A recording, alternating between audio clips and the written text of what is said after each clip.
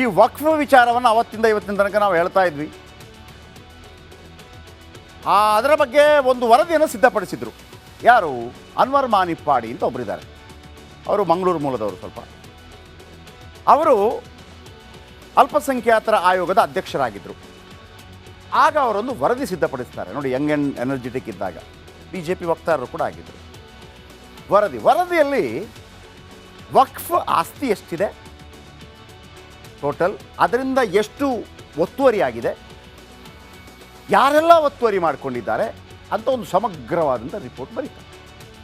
ಆ ಸಮಗ್ರವಾದ ರಿಪೋರ್ಟ್ನಲ್ಲಿ ಕಾಂಗ್ರೆಸ್ನ ಕೆಲವು ಘಟಾನುಘಟಿ ನಾಯಕರ ಜೊತೆಗೆ ಆಗ JDS ಅಲ್ಲಿದ್ದ ಇಕ್ಬಾಲ್ ಅನ್ಸಾರಿ, ನಮ್ಮ ಗಂಗಾವತಿ ಕೊಪ್ಪಳ ಆ ಭಾಗದಲ್ಲಿ ಬರೋ ಇಕ್ಬಾಲ್ ಅನ್ಸಾರಿ, ಉನ್ನತ ಶಿಕ್ಷಣ ಸಚಿವರಾಗಿದ್ದರು 2020 ಗೌರ್ಮೆಂಟ್, ಅವರ ಹೆಸರು ಕೂಡ ಇತ್ತು.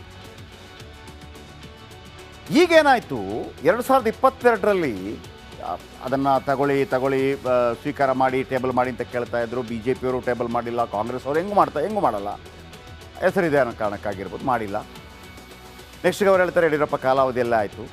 ಆ ಟೈಮಲ್ಲಿ 2022ರಲ್ಲಿ ಅವ್ರದ್ದು ಪ್ರೆಸ್ ಮೀಟ್ ಹೇಳ್ತಾರೆ. ಅದರಲ್ಲಿ ಏನು ಹೇಳ್ತಾರೆ ಅಂದರೆ, ನನಗೆ ಇದನ್ನು ಬಿಟ್ಬಿಡಿ ಅಂತೇಳಿ 150 ಕೋಟಿ ಆಫರ್ ಕೊಡೋಕೆ ಬಂದ ಅಂಥೇಳಿ ಒಂದು ಪ್ರೆಸ್ ಮೀಟ್ ಹೇಳಿರ್ತಾರೆ. ಆ ಪ್ರೆಸ್ ಮೀಟನ್ನು ತುಣುಕನ್ನು ಪ್ರಿಯಾಂಕ್ ಖರ್ಗೆ ಅವರು ನೋಡಿ ಗೊತ್ತಾ ಯಾರು ಆಫರ್ ಕೊಡೋಕೆ ಹೋಗಿದ್ದು ಅಂತೇಳಿ ದೊಡ್ಡ ಸುದ್ದಿ ಆಯಿತು.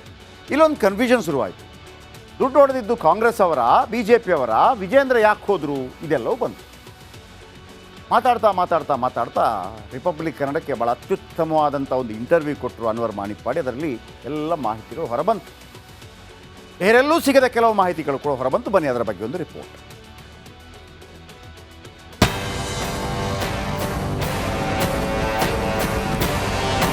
ಪ್ರಿಯಾಂಕಾ ಖರ್ಗೆಯವರೇ, ಅರ್ಥ ಮಾಡಿಕೊಳ್ಳಿ, ನಿದ್ರಿಸುತ್ತಿರುವ ಒಂದು ಹುಲಿಯನ್ನು ನೀವು ಎಬ್ಬಿಸಿದ್ದೀರಿ. ಏನು ನಿಮ್ಮನ್ನು ಪರಿಚಿ ತಿನ್ನದೆ ಇದು ಮುಗಿಯಲ್ಲ. ನಿಮ್ಮನ್ನೆಲ್ಲ ನಂಗಪ್ಪಂಗ ಮಾಡಿಸಿದರೆ ನಾನು ಅನ್ವರ್ ಮಾನಿಪ್ಪಾಡಿ ಅಲ್ಲ. ಹೋಟೆಲ್, ಮಾಲ್, ಸೈಟ್ ಯಾರಿಗೆ ಸೇರಿದ್ದು? ಪ್ರಿಯಾಂಕ್ ಖರ್ಗೆಗೆ ಅನ್ವರ್ ಮಾನಿಪ್ಪಾಡಿ ಗೊತ್ತು.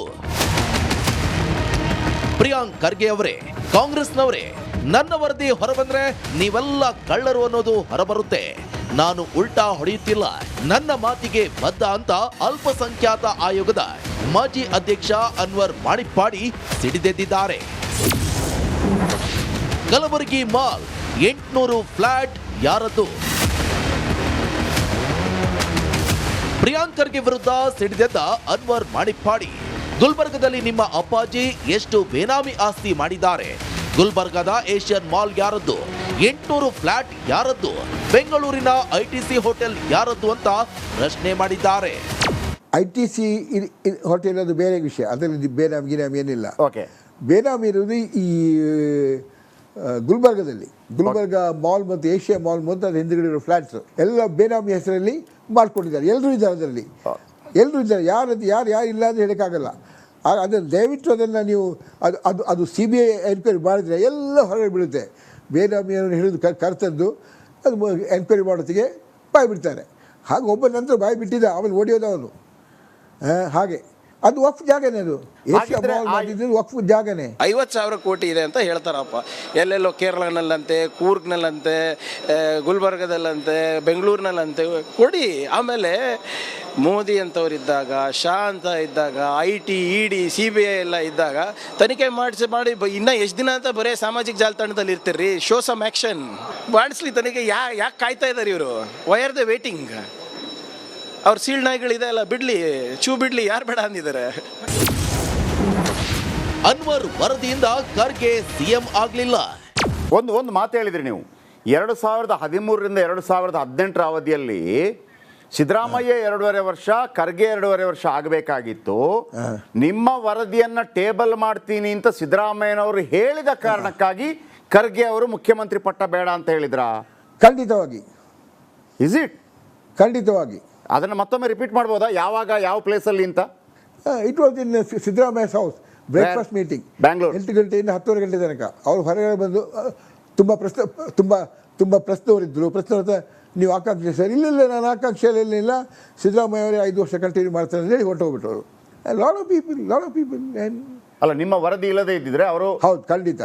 ಕಾಂಗ್ರೆಸ್ಸಿಗರು 2,30,00,000 ವಕ್ಫ್ ಆಸ್ತಿ ಕಬ್ಜಾ ಮಾಡಿದ್ದೀರಿ. ನನ್ನ ವರದಿಯನ್ನ ಕಾಂಗ್ರೆಸ್ ಕಳ್ಳರು ಒಪ್ಪಿದ್ರೆ ಸಿಕ್ಕಿ ಬೀಳ್ತಾರೆ. ಪ್ರಿಯಾಂಕ್ ಖರ್ಗೆಯ ಅಪ್ಪಾಜಿ ಮಿಸ್ಟರ್ ಸೀನಿಯರ್ ಖರ್ಗೆ ಕೂಡ ಸಿಕ್ಕಿ ಬೀಳುತ್ತಾರೆ ಅಂತ ಮಾಣಿಪ್ಪಾಡಿ ಕಿಡಿಕಾರಿದ್ದಾರೆ. Bureau report, republic Kannada. ಈ ವಕ್ಫ್ ವಿಚಾರವನ್ನು ಅವತ್ತಿಂದ ಇವತ್ತಿನ ತನಕ ನಾವು ಹೇಳ್ತಾ ಇದ್ವಿ. ಅದರ ಬಗ್ಗೆ ಒಂದು ವರದಿಯನ್ನು ಸಿದ್ಧಪಡಿಸಿದರು. ಯಾರು? ಅನ್ವರ್ ಮಾಣಿಪ್ಪಾಡಿ ಅಂತ ಒಬ್ಬರಿದ್ದಾರೆ. ಅವರು ಮಂಗಳೂರು ಮೂಲದವರು. ಸ್ವಲ್ಪ ಅವರು ಅಲ್ಪಸಂಖ್ಯಾತರ ಆಯೋಗದ ಅಧ್ಯಕ್ಷರಾಗಿದ್ದರು. ಆಗ ಅವರೊಂದು ವರದಿ ಸಿದ್ಧಪಡಿಸ್ತಾರೆ ನೋಡಿ. ಯಂಗ್ ಆ್ಯಂಡ್ ಎನರ್ಜೆಟಿಕ್ ಇದ್ದಾಗ BJP ವಕ್ತಾರರು ಕೂಡ ಆಗಿದ್ದರು. ವರದಿಯಲ್ಲಿ ವಕ್ಫ್ ಆಸ್ತಿ ಎಷ್ಟಿದೆ ಟೋಟಲ್, ಅದರಿಂದ ಎಷ್ಟು ಒತ್ತುವರಿ ಆಗಿದೆ, ಯಾರೆಲ್ಲ ಒತ್ತುವರಿ ಮಾಡಿಕೊಂಡಿದ್ದಾರೆ ಅಂತ ಒಂದು ಸಮಗ್ರವಾದಂಥ ರಿಪೋರ್ಟ್ ಬರೀತಾರೆ. ಆ ಸಮಗ್ರವಾದ ರಿಪೋರ್ಟ್ನಲ್ಲಿ ಕಾಂಗ್ರೆಸ್ನ ಕೆಲವು ಘಟಾನುಘಟಿ ನಾಯಕರ ಜೊತೆಗೆ ಆಗ JDS ಅಲ್ಲಿದ್ದ ಇಕ್ಬಾಲ್ ಅನ್ಸಾರಿ, ನಮ್ಮ ಗಂಗಾವತಿ ಕೊಪ್ಪಳ ಆ ಭಾಗದಲ್ಲಿ ಬರೋ ಇಕ್ಬಾಲ್ ಅನ್ಸಾರಿ, ಉನ್ನತ ಶಿಕ್ಷಣ ಸಚಿವರಾಗಿದ್ದರು 2020 ಗೌರ್ಮೆಂಟ್, ಅವರ ಹೆಸರು ಕೂಡ ಇತ್ತು. ಈಗೇನಾಯಿತು, 2022ರಲ್ಲಿ ಅದನ್ನು ತಗೊಳ್ಳಿ ಸ್ವೀಕಾರ ಮಾಡಿ ಟೇಬಲ್ ಮಾಡಿ ಅಂತ ಕೇಳ್ತಾ ಇದ್ರು. BJP ಅವರು ಟೇಬಲ್ ಮಾಡಿಲ್ಲ, ಕಾಂಗ್ರೆಸ್ ಅವರು ಹೆಂಗೂ ಮಾಡಲ್ಲ, ಹೆಸರಿದೆ ಅನ್ನೋ ಕಾರಣಕ್ಕಾಗಿರ್ಬೋದು, ಮಾಡಿಲ್ಲ. ನೆಕ್ಸ್ಟ್ಗೆ ಅವ್ರು ಹೇಳ್ತಾರೆ ಯಡಿಯೂರಪ್ಪ ಕಾಲಾವಧಿ ಎಲ್ಲ ಆಯಿತು.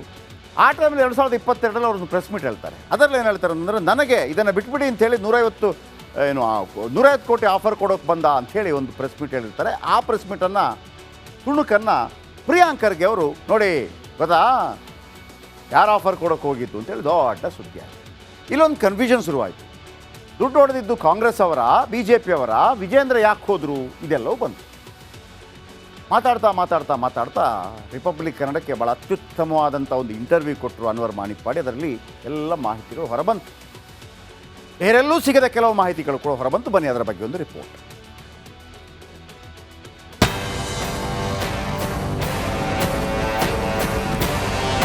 ಪ್ರಿಯಾಂಕಾ ಖರ್ಗೆಯವರೇ, ಅರ್ಥ ಮಾಡಿಕೊಳ್ಳಿ, ನಿದ್ರಿಸುತ್ತಿರುವ ಒಂದು ಹುಲಿಯನ್ನು ನೀವು ಎಬ್ಬಿಸಿದ್ದೀರಿ. ಏನು ನಿಮ್ಮನ್ನು ಪರಿಚಿ ತಿನ್ನದೆ ಇದು ಮುಗಿಯಲ್ಲ. ನಿಮ್ಮನ್ನೆಲ್ಲ ನಂಗಪ್ಪಂಗ ಮಾಡದಿದ್ದರೆ ನಾನು ಅನ್ವರ್ ಮಾಣಿಪ್ಪಾಡಿ ಅಲ್ಲ. ಹೋಟೆಲ್, ಮಾಲ್, ಸೈಟ್ ಯಾರಿಗೆ ಸೇರಿದ್ದು? ಪ್ರಿಯಾಂಕ್ ಖರ್ಗೆಗೆ ಅನ್ವರ್ ಮಾಣಿಪ್ಪಾಡಿ ಗೊತ್ತು. ಪ್ರಿಯಾಂಕ್ ಖರ್ಗೆ ಅವರೇ, ಕಾಂಗ್ರೆಸ್ನವರೇ, ನನ್ನ ವರದಿ ಹೊರಬಂದ್ರೆ ನೀವೆಲ್ಲ ಕಳ್ಳರು ಅನ್ನೋದು ಹೊರಬರುತ್ತೆ. ನಾನು ಉಲ್ಟಾ ಹೊಡೆಯುತ್ತಿಲ್ಲ, ನನ್ನ ಮಾತಿಗೆ ಬದ್ಧ ಅಂತ ಅಲ್ಪಸಂಖ್ಯಾತ ಆಯೋಗದ ಮಾಜಿ ಅಧ್ಯಕ್ಷ ಅನ್ವರ್ ಮಾಣಿಪ್ಪಾಡಿ ಸಿಡಿದೆದ್ದಿದ್ದಾರೆ. ಕಲಬುರಗಿ ಮಾಲ್ 800 ಫ್ಲಾಟ್ ಯಾರದ್ದು?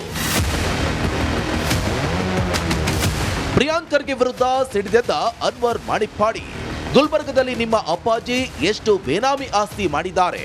ಗುಲ್ಬರ್ಗದ ಏಷ್ಯನ್ ಮಾಲ್ ಯಾರದ್ದು? 800 ಫ್ಲಾಟ್ ಯಾರದ್ದು? ಬೆಂಗಳೂರಿನ ITC ಹೋಟೆಲ್ ಯಾರದ್ದು ಅಂತ ಪ್ರಶ್ನೆ ಮಾಡಿದ್ದಾರೆ. ITC ಹೋಟೆಲ್ ಅದು ಬೇರೆ ವಿಷಯ, ಅದರಲ್ಲಿ ಬೇನಾಮಿ ಏನಿಲ್ಲ. ಓಕೆ, ಬೇನಾಮಿ ಇರುವುದು ಈ ಗುಲ್ಬರ್ಗದಲ್ಲಿ, ಗುಲ್ಬರ್ಗ ಮಾಲ್ ಮತ್ತು ಏಷ್ಯಾ ಮಾಲ್ ಮತ್ತು ಅದು ಹಿಂದುಗಡೆ ಇರೋ ಫ್ಲ್ಯಾಟ್ಸ್ ಎಲ್ಲ ಬೇನಾಮಿ ಹೆಸರಲ್ಲಿ ಮಾಡಿಕೊಂಡಿದ್ದಾರೆ. ಎಲ್ಲರೂ ಇದ್ದಾರೆ ಅದರಲ್ಲಿ, ಎಲ್ಲರೂ ಇದ್ದಾರೆ. ಯಾರು ಇಲ್ಲ ಅಂತ ಹೇಳೋಕ್ಕಾಗಲ್ಲ. ಅದನ್ನು ದಯವಿಟ್ಟು ಅದನ್ನು ನೀವು ಅದು CBI ಎನ್ಕ್ವೈರಿ ಮಾಡಿದರೆ ಎಲ್ಲ ಹೊರಗೆ ಬೀಳುತ್ತೆ. ಬೇನಾಮಿಯನ್ನು ಹಿಡಿದು ಕರ್ತದ್ದು ಅದು ಎನ್ಕ್ವೈರಿ ಮಾಡೋತ್ತಿಗೆ ಬಾಯಿ ಬಿಡ್ತಾರೆ. ಹಾಗೆ ಒಬ್ಬ ನಂತರ ಬಾಯಿ ಬಿಟ್ಟಿದ್ದ, ಆಮೇಲೆ ಓಡಿಯೋದು ಅವನು. ಹಾಗೆ ಅದು ವಕ್ಫ್ ಜಾಗನೇ, ಅದು ಏಷ್ಯಾ ಮಾಲ್ ಮಾಡಿದ್ದು ವಕ್ಫ್ ಜಾಗನೇ. 50,000 ಕೋಟಿ ಇದೆ ಅಂತ ಹೇಳ್ತಾರಪ್ಪ. ಎಲ್ಲೆಲ್ಲೋ ಕೇರಳನಲ್ಲಂತೆ, ಕೂರ್ಗ್ನಲ್ಲಂತೆ, ಗುಲ್ಬರ್ಗದಲ್ಲಂತೆ, ಬೆಂಗಳೂರಿನಲ್ಲಂತೆ ಕೊಡಿ.